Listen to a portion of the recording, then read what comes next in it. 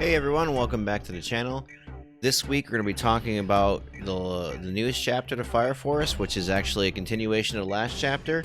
So here's my pre-warning: if you are an anime-only viewer, you need to leave, because we're going to talk about the current manga chapter, and it does spoil a lot. So 1, 2, 3, here we go.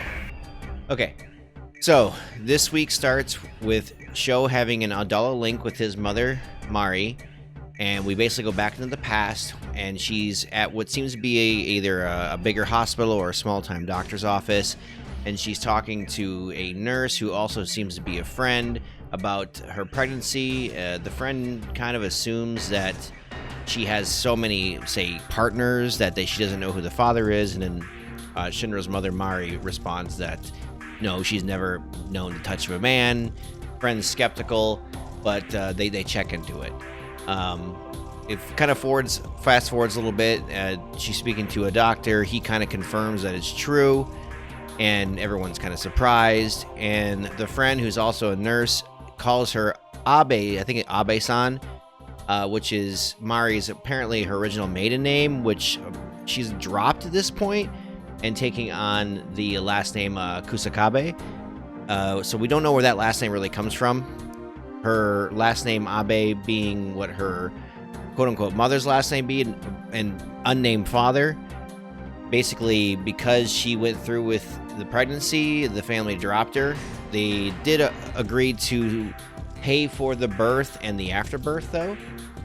And then the chapter fast forwards just a little bit more to the pregnancy, and before the pregnancy, she speaks. It's either before or after the pregnancy. She speaks to the doctor, and he actually brings up a pre-cataclysm legend about virgin births. Basically, the first thing that comes to everyone's mind is obviously Christianity, but many different religions actually have a similar virgin birth / Messiah type story.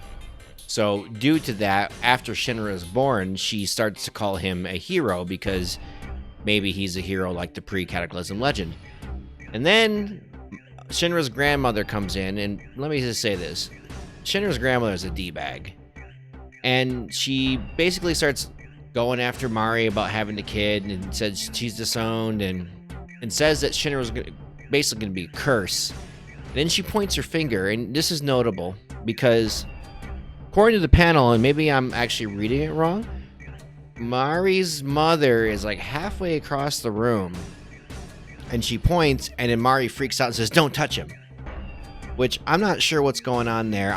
Maybe I'm reading too much into it. Maybe there's a metaphysical thing going on here. Maybe Mari's grandmother is like some sort of weird agent of the Adolla. Maybe she's the one that works for the church. Because in the previous chapter, they talk about the Holy Soul Church covering up the virgin birth. They're the only ones that really knew about it. And this is why Shō had to go directly to his mother in Adolla, who is still a demon, to get the full truth. So she flips out. There's not really much left about that.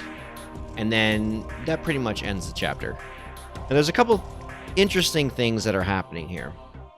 Mari, to me, has both the archetypes of the Virgin Mary and Mary Magdalene. Now, I'm no religious theologian, so if I got it wrong, I got it wrong, but she has the Virgin Mary because of the virgin birth, and then she has Mary Magdalene because people are assuming that she is, and I'm not going to use the W word because I don't think YouTube likes that very much, that she's a woman of the night per se, which I find kind of interesting. And she also shares a similar name to them, just more of the Japanese pronunciation of Mary, Mari. Shō and Shinra also have an interesting duality. So now I think what Okubo is trying to do is point the reader into thinking that, like, Shō is the Christ-like figure and Shinra is the devil creature. I actually don't think that that's it at all. I think that both Shō and Shinra represent the different sides of the devil, whereas Shō is the angelic side, the champion angel, the beautiful one, Lucifer before his fall. I mean, he's clad in white, he has white hair, he's super cute, he has a flippin' sword, and then Shinra is the devil who fell from grace, at least in the eyes of everybody else. We know deep down this is not true. Shinra still believes himself to be a hero. So I do find that extremely interesting. It's even interesting that Shō and Shinra have dualistic powers, time and space, I would say. Shō can stop time, and Shinra can go through light speed and go through space and basically, you know, change space as well if he wanted to. So, yeah, it's just the Fire Force is turning out to be a really interesting story at this point. I can't wait to see what happens next. So, I don't know. I would imagine the next chapter is going to be focused on Shō's birth, and then after that, Mari's mom / Shinra and Shō's grandmother is seemingly becoming a central figure and is likely to show up in a future chapter. Or not, I don't know.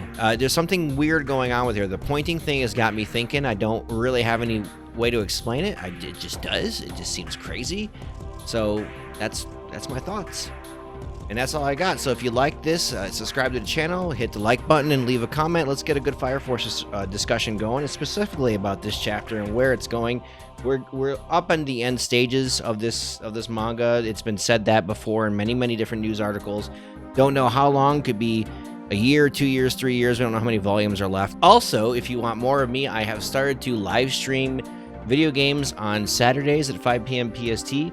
I do leave the VODs up, and I do make highlight videos. If you want to check out those videos too, feel free.